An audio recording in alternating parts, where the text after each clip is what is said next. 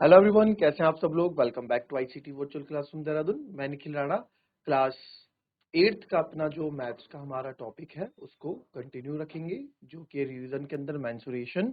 तो चलिए अपनी क्लास शुरू करते हैं। शुरू करने से पहले हमेशा की तरह थॉट ऑफ द डे लेके चलते हैं बच्चों। तो आज का थॉट ऑफ द डे है the best way to predict your future is to create it. जी हाँ, आपका सबसे अच्छा तरीका है कि अपना फ्यूचर को आप कैसे आप प्रेडिक्ट करते हैं, कैसे आप जान सकते हैं आगे कि आपका फ्यूचर क्या होगा, उसके सबसे अच्छा तरीका है कि उसको आप खुद बनाएं। तो आप जैसा खुद बनाएंगे तो आपको पता होगा कि आपका फ्यूचर किस भविष्य आपके किस ओर जा रहा है।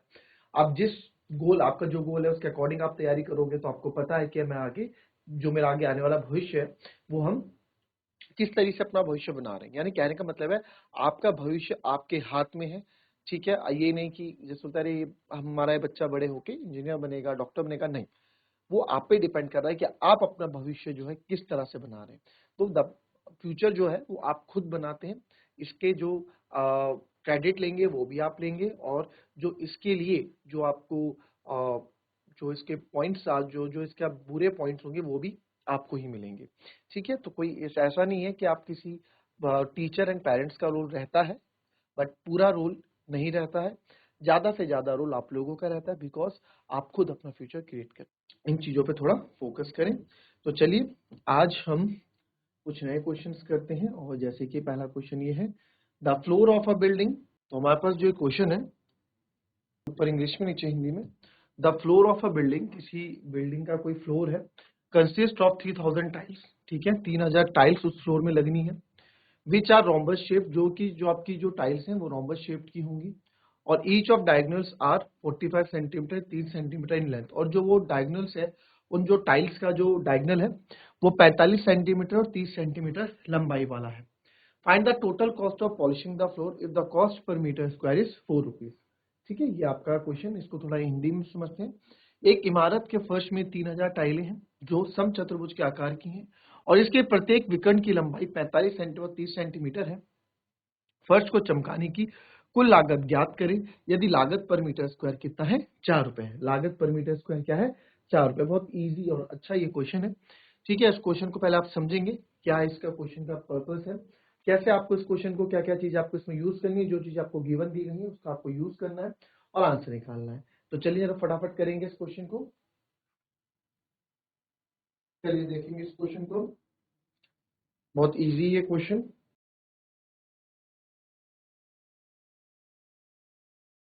The floor of a building consist of 3000 tiles है। तो सबसे पहले आपको पता है हम क्या लिखते हैं, गिवन लिखते हैं जो जो चीजें मेरे पास गिवन है। ठीक है, नंबर ऑफ टाइल्स, कितनी टाइल्स हमारे पास, 3000 टाइल्स हैं जो कि रोम्बस शेप की हैं। ठीक है, number of tile 3000, number of rhombus tile. ठीक है, तो डायगोनल आपको बताया, डायगोनल 1 आपको दे रखा है, एक डायगोनल 45 सेंटीमीटर का, और दूसरा डायगोनल आपको दे रखा है 30 सेंटीमीटर का। Find the total cost of polishing the floor.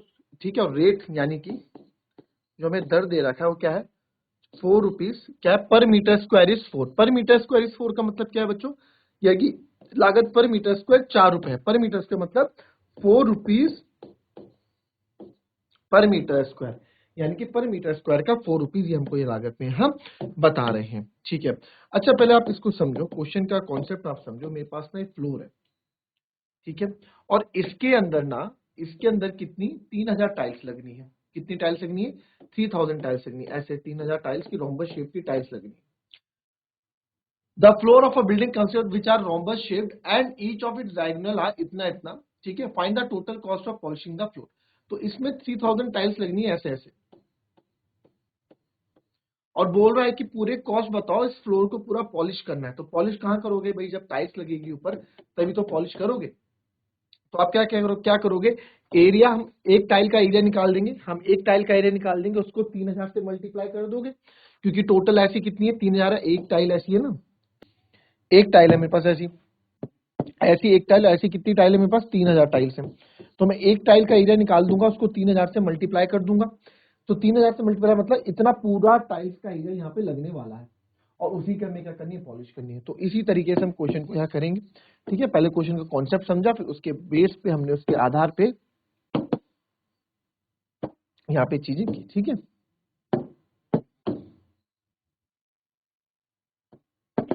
तो आइए करते हैं। अब हम क्या करने वाले हैं, ये हमारे पास आ गया। तो सबसे पहले एरिया ऑफ वन टाइल हम निकालेंगे।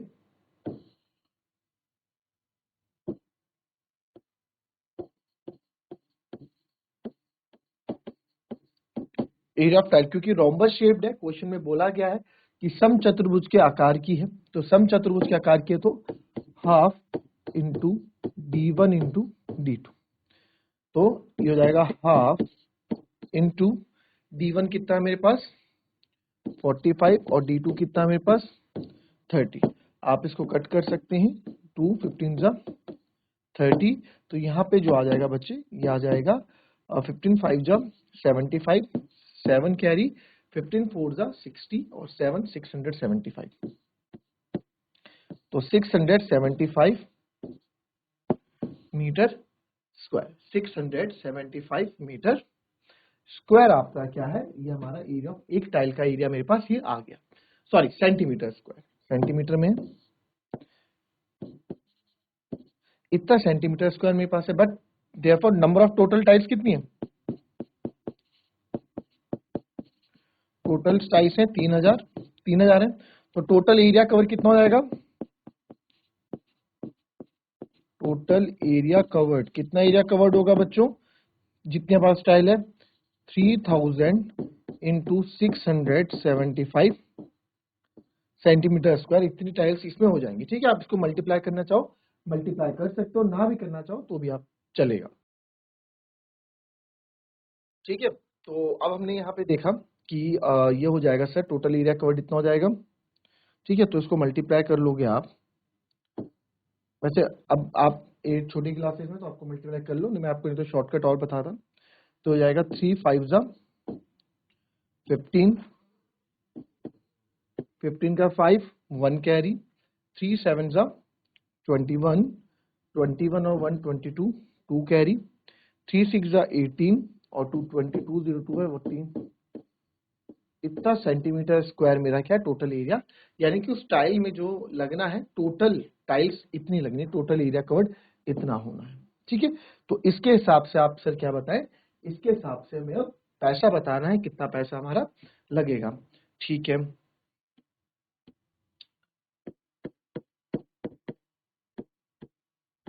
टोटल एरिया कितना है 2025 000 सेंटीमीटर स्क्वायर। अब आप यहाँ देखें कि यहाँ जो रेट हमें दे रखा है वो 4 रुपए पर मीटर स्क्वायर है, इसका मतलब क्या होता है, यहीं लिख देते हैं कि सर 1 मीटर स्क्वायर का वो कितना ले रहा है 4 रुपए ले रहा है, 4 रुपीज पर मीटर स्क्वायर का मतलब ये कि 1 मीटर स्क्वायर का वो 4 रुपए ले रहा है, तो सर 1 मीटर स्क्वायर का 4 रुपए ले रहा है, करेक्ट। तो 1 मीटर स्क्वायर, बट हमारे पास जो एरिया है वो सेंटीमीटर स्क्वायर में, तो इसको हमें कन्वर्ट करना पड़ेगा मीटर स्क्वायर में। तो आप यहाँ लिख सकते हैं, बिकॉज बच्चों आपको पता है 1 मीटर इक्वल्स टू 100 सेंटीमीटर होता है, तो हमें अब सेंटीमीटर से मीटर में कन्वर्ट होना है, तो 100 डिवाइड हो जाएगा, तो 202500 अपॉन 100।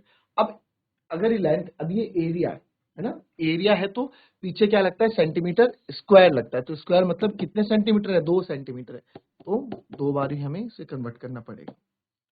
तो जो जो कट रहा है काट देंगे, 2 जीरो से 2 जीरो कट गए आपके, और 1 जीरो से 1 जीरो कट चुका है, ठीक है। तो मैंने आपको फिर बोला कि इसको मैं प्रॉपर पूरा नहीं काटूंगा, क्यों, यहाँ देखो मेरे पास होता है 2025 अपॉन 10 बचा। अब आप यहाँ से काटते हो, काफी बच्चे काटते हैं सर, 5 2 जा 10, 5 4 जा 20, 0 5 5 जा 25, ये करते हैं आप लोग, ठीक है। करते ना, तो आपका बचता 405/2, यही बचता।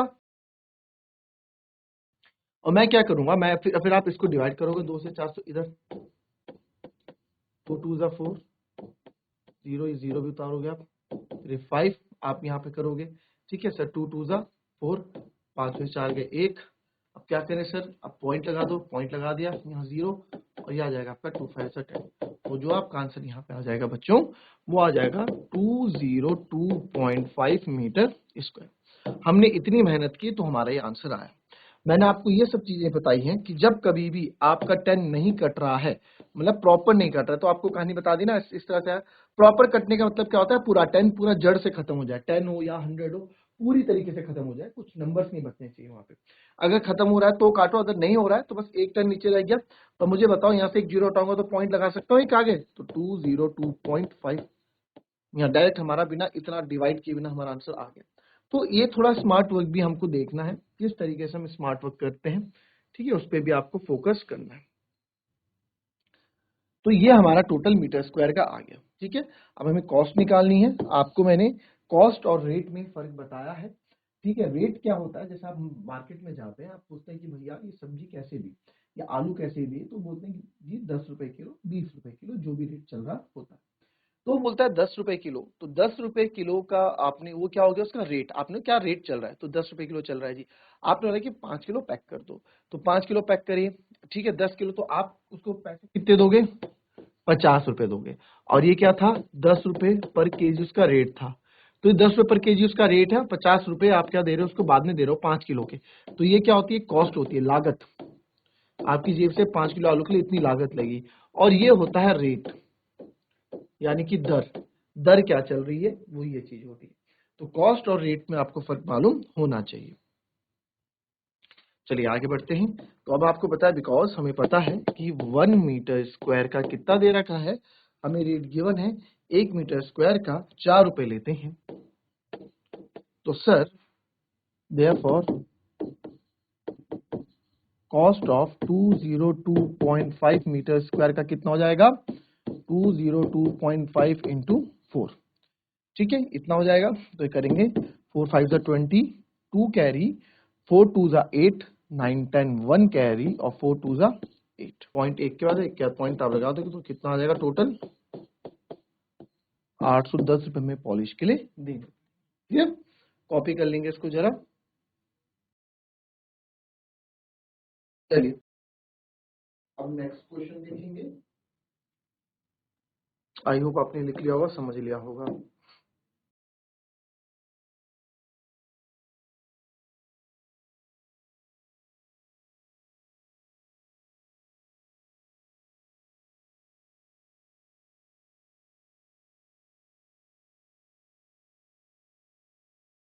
Mohan wants to buy a trapezium shaped field। Mohan ना एक ट्रेपेजियम शेप्ड फील्ड, एक समलंब के आकार का एक क्या लेना चाहता है, एक खेत वो लेना चाहता है, कुछ इस तरह का एक क्वेश्चन है, ठीक है। इस क्वेश्चन को समझेंगे आप लोग। यहाँ देखेंगे, Mohan wants to buy a trapezium shaped field। Mohan एक समलंब आकार के खेत को खरीदना चाहता है। If its sides along the river is parallel to and twice the side along the road। नदी के किनारे, जो नदी के किनारे, इसका किनारा सड़क के किनारे के समांतर और दोगुना है। कहने का मतलब क्या है कि बच्चों, जो ये आपका फील्ड हो गया, ये तो आपका फील्ड है जो इस ट्रेपेजियम आकार के खेत को लेना चाह रहा है। तो बोल रहा है साइड अलोंग द रिवर, जो रिवर के साइड की जो रिवर है, जो रिवर के साइड की जो इसकी साइड है, यानी कि जो इसका किनारा है, सड़क के किनारे वाला जो इसका किनारा है, नदी के किनारे इसका किनारा सड़क के किनारे के समांतर और दो गुना है। यानी कि नदी के किनारे इसका किनारा, नदी के साइड के इसका किनारा ये रहा, सड़क के किनारे के, सड़क के किनारे जो रोड है, रोड के किनारे इसकी साइड कौन सी है, ये इसके समांतर है, और साथ ही साथ ये वाला ना, ये वाला नीचे वाला, ये दो गुना है। फिगर से भी हम देख पा रहे हैं। यदि इस मैदान का क्षेत्रफल 10,500 वर्ग मीटर है, यानी कि if the area of this field is 10500 metre square and the perpendicular distance between the two parallel sides is 100 metre, इन दो पैरेलल साइड्स के बीच की जो दूरी है खेत की वो 100 मीटर है। तो find the length of the side along the river, यानी कि तो आप ये बताओ नदी के किनारे की लंबाई ज्ञात करें। जो नदी के किनारा है, जो नदी के किनारे जो उसकी साइड है, उसकी लंबाई आपको ज्ञात करनी है, ये आपको बताना है। बड़ा अच्छा एक क्वेश्चन है, कॉपी करेंगे इसको, टाइप करेंगे। चलिए इस क्वेश्चन में देखेंगे, बहुत इजी ये क्वेश्चन है। तो जो आपको गिवन है, तो हम मान लेते हैं let side of field along river side की जो हमने इसकी हमने उसको मान लेते हैं let the side of field along road side, क्योंकि रोड को लेट करने में ज्यादा इजी, अगर ये x होगा, है ना, अगर इसको x ले लेंगे तो ये कितना हो जाएगा, 2x हो जाएगा, क्योंकि इसने बोला है 2 गुनी है ना, इसने बोला है 2 गुनी है, तो वैसे मानेंगे let side of field along river side, river side की क्या हो जाएगी बच्चों, 2x हो जाएगी। ठीक है, और क्या बोला है, एरिया हमको दे रखा है 10,500 मीटर स्क्वायर दे रखा है, तो बस सारी चीजें यहाँ पे हो गई है। इसके बीच की जो डिस्टेंस है वो हमको दे रखी है, परपेंडिकुलर डिस्टेंस कितनी है, 100 मीटर दे रखी है। तो अब क्या चाहिए, अब आपको पता है एरिया क्या होता है, हाफ, हम लिखेंगे फॉर्मूला हमेशा सम ऑफ पैरेलल साइड्स, यानी कि समांतर भुजाओं का योग गुणा ऊंचाई। तो आप यहाँ देखेंगे एरिया हम लिख देंगे इसको हाफ x प्लस 2x, क्योंकि समांतर भुजाएं ये हैं, और गुणा 100। तो सर एरिया तो हमें दे रखा है, एरिया की जगह आप 10,500 डालो, तो 10,500 equals to half x plus 2x हो गया बेटा 3x, और ये हो गया 100। ठीक है, तो x प्लस 2x हो गया, चलो इसको बढ़िया सा पेज में करते हैं सर, 10,500, ठीक है, 10,500 यहाँ देखेंगे ना, 10,500 आप यहाँ देखेंगे एरिया इक्वल्स टू, चलो हिंदी में भी एक बार लिख देते हैं, क्या होता है, हाफ गुणा समांतर भुजाओं का योग गुणा ऊंचाई। ठीक है, तो ये हो गया 10 हाफ, ये हो गया x प्लस 2x जो के अंदर हो गया 3x, और गुणा 100। अब मुझे यहाँ पे x की वैल्यू चाहिए, मेन मुझे x की वैल्यू चाहिए, तो ये यहाँ पे क्या कर रहा है, इसको आप इधर ले जाओ, 10500 मल्टीप्लाई बाई 2, और ये 100 आप ले आओ नीचे, इधर बचेगा सर केवल 3x। अभी भी काम पूरा नहीं हुआ, मुझे को x चाहिए, तो आप फिलहाल x चाहिए तो x को और अकेला कर दो, 10500 इंटू 2 अपॉन 100, ये 3 मल्टीप्लाई में x के साथ, इधर डिवाइड में, ये ऊपर मल्टीप्लाई में है ना 3 इंटू एक्स, तो नीचे आके 3 डिवाइड बाय x हो जाएगा। अब देखो 2 0 से 2 0 काट दिए, ये कटेगा, 3 3 जा 9, 3 5 जा 15। तो आपको यहाँ देख सकते हैं, यहाँ पे जो x मेरा आ गया, x बराबर मेरा कितना आ गया, 70, x 70 आ गया। हमसे पूछा क्या था सर, हमसे पूछा था find the length of the side along the river, river के साइड वाली लेंथ हमने क्या मानी है, 2x मानी है, तो therefore side along the river side वो है बेटा 2x, यानी कि 2x की जगह क्या लेने वाला हूं मैं, 70, क्योंकि x हमने निकाला, तो 7 2 जा 40, तो 140 सेंटीमीटर हमारा चल रहा है, तो 140 मीटर, सॉरी 140 मीटर में था, तो 140 मीटर उसका क्या जाएगा, आंसर आ जाएगा। ठीक है, इस तरीके से क्वेश्चन आपको, so that's all for today बच्चों, मिलेंगे आपसे अपनी कल की नेक्स्ट क्लास में, तब तक के लिए be happy, be healthy and be safe, thank you and have a nice day.